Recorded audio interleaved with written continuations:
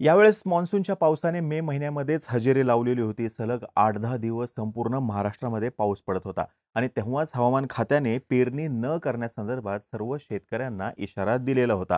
आणि हवामान विभागाने जसा इशारा दिला होता त्यानुसारच नंतर पावसामध्ये खंड पडला आणि परत 10-15 दिवसानंतरच पावसाला सुरुवात झाली.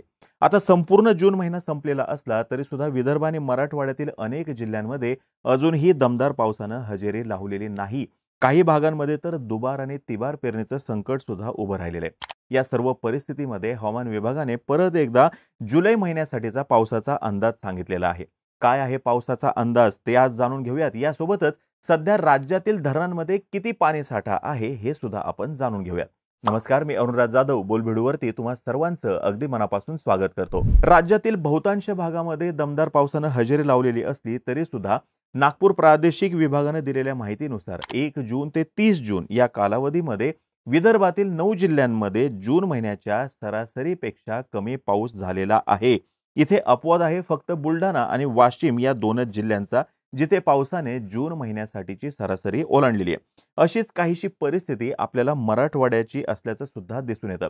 जून महिन्यामध्ये 175 मिलीमीटर ते 180 मिलीमीटर सरासरी पावसाची नोंद होत असते, पण यावेळेस फक्त 150 ते 155 मिलीमीटर पावसाचीच नोंद झालेली आहे. काही ठिकाणी तर त्याच्याहून कमी पावसाची नोंद झालेली आहे. सर्वाधिक अवघड परिस्थिती नागपूर जिल्ह्याची आहे, जिथे फक्त 98 मिलीमीटर पावसाची नोंद झालेली आहे. म्हणजे बघा, तिथं सरासरी 173 मिलीमीटर पाऊस पडणं अपेक्षित होतं जून महिन्यामध्ये, पण नोंद किती झालेली आहे तर फक्त 98 मिलीमीटर पावसाची. म्हणजे आपल्याला असं दिसून येईल की तब्बल 44% तूट या ठिकाणी पावसाची आहे.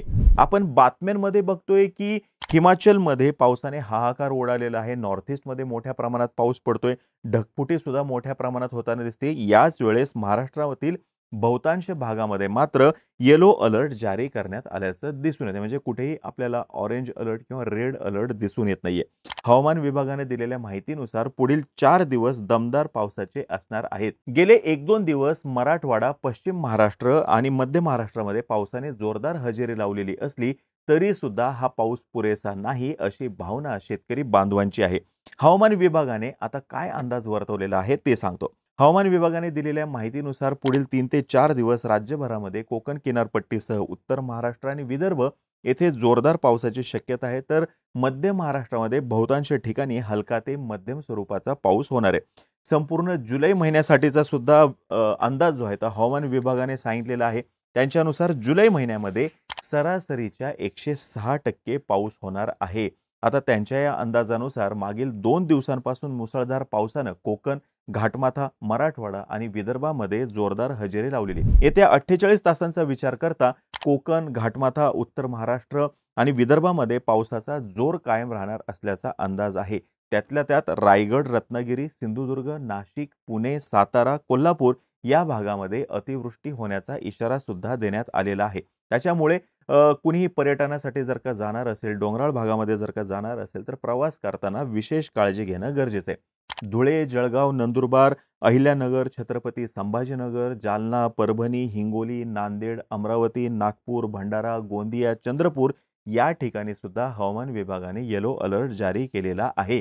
आता हे प्रत्येक वेळेस जेव्हा मी yellow alert, orange alert, red alert असं सांगत असतो, तर हे अलर्ट जे आहे ते तुम्ही सुद्धा चेक करू शकता. मी प्रत्येक वेळेस पाऊस आणि हवामान किंवा चक्रीवादळ या संदर्भातला जेव्हा व्हिडिओ करत असतो, तर तेव्हा हे अलर्ट नेमके कसे चेक करायचे हे तुम्हाला सांगत असतो. परत एकदा सांगतोय, तुम्ही मोबाईलवरती, Googleवरती जर का गेला तर फक्त IMD इतकं टाइप करू शकता. IMD टाइप केल्यानंतर इंडियन मेट्रोलॉजिकल डिपार्टमेंट यांची वेबसाईट ओपन तुम्हाला झालेली दिसेल किंवा पहिला ऑप्शन जो आहे तो तुम्हाला इंडियन मेट्रोलॉजिकल डिपार्टमेंटचा दिसेल. मग तिथे जाऊन तुम्ही सॅटेलाइट इमेजेस जे आहेत याच्यावरती क्लिक करू शकता. मग तुम्हाला काय एक्स-रे टाइप भारताचा पूर्ण नकाशा दिसेल आणि कुठे किती प्रमाणामध्ये ढग आहेत हे सुद्धा तुम्हाला दिसून येईल.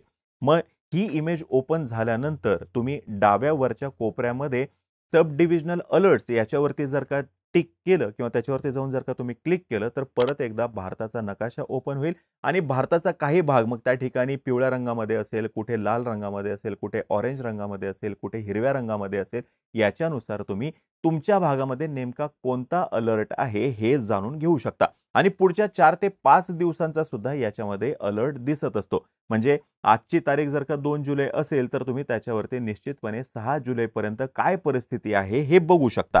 आता ही जी काही माहिती IMDच्या वेबसाईटवरती आहे किंवा वेळोवेळी जो त्यांनी इशारा दिलेला असतो, त्याच्यानुसार शेतकरी बांधवांनी योग्य ती काळजी घेणं गरजेचं आहे.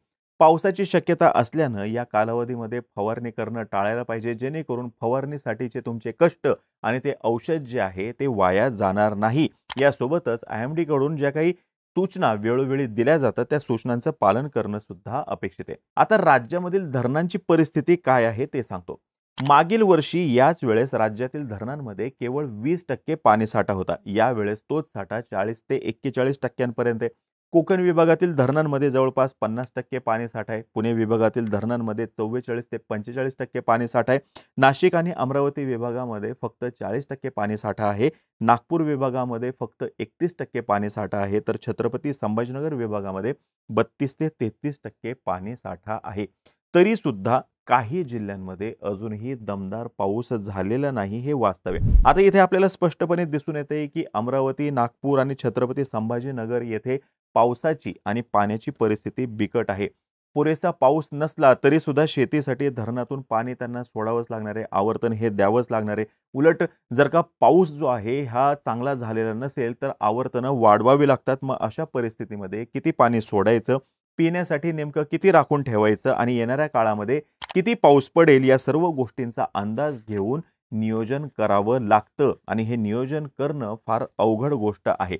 आता बघा, महाराष्ट्र संदर्भात जर का तुम्हाला अगदी स्पेसिफिक माहिती हवी असेल, तुमच्या जिल्ह्यामध्ये काय परिस्थिती आहे, काय नाही, तर तुम्ही रिजनल मेट्रोलॉजिकल सेंटर मुंबई येथे सुद्धा जाऊन किंवा हे तुमच्या मोबाईलवरती टाइप करून तिथे सुद्धा जाऊन तुम्ही चेक करू शकता. म्हणजे महाराष्ट्रामधील कोणत्या जिल्ह्याला कोणता अलर्ट देण्यात आलेला आहे आणि या अलर्टनुसार तुम्ही तुमचे शेती संदर्भातले कामं, यासोबतच तुमचं पर्यटनाचं काही नियोजन असेल तर ते नियोजन आणि इतर सुद्धा तुमचे नियोजन जे आहे ते निश्चितपणे करू शकता. आजच्या दिवशी परिस्थिती ही आहे की राज्यामध्ये विदर्भ आणि मराठवाडा इथे अजूनही दमदार पावसाची प्रतीक्षा आहे आणि IMDचा अंदाज सांगतोय की जुलै महिन्यामध्ये सरासरीच्या 106% पाऊस पडेल. आता ही माहिती जर का तुम्हाला आवडली असेल, खाली कमेंट बॉक्समध्ये नक्की सांगा.